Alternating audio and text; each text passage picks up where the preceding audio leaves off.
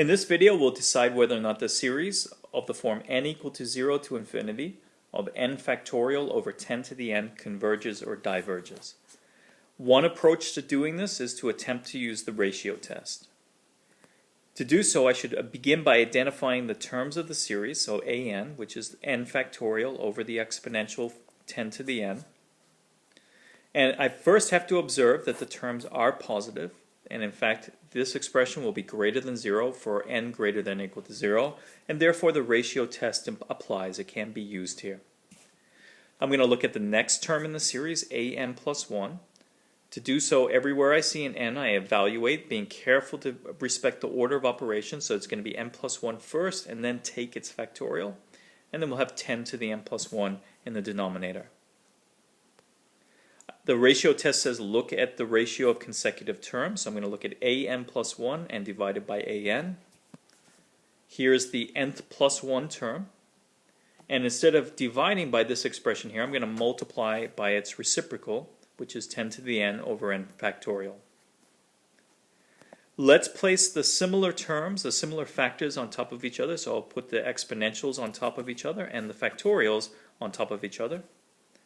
We do that because we should expect a lot of canceling to occur. Here I see 1/10 when I do the canceling here. And when I do the factorial, if in the numerator I have to first take n plus 1 and then multiply it by all the numbers that are yet to come, and that's n factorial. In the denominator, I have just n factorial, and in fact, these will cancel out. And so when I'm done, I'll have n plus 1 over 10. Because the numerator has bigger degree than the denominator, this will go to infinity as n gets large. As a consequence, the limit of the ratio of consecutive terms is infinite, and because that is bigger than 1, the ratio test ensures that this series must diverge. Here's an alternative argument.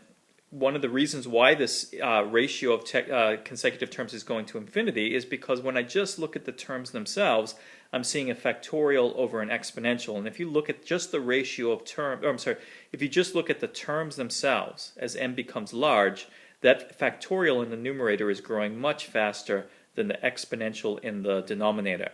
And as a result, the terms themselves are going to infinity.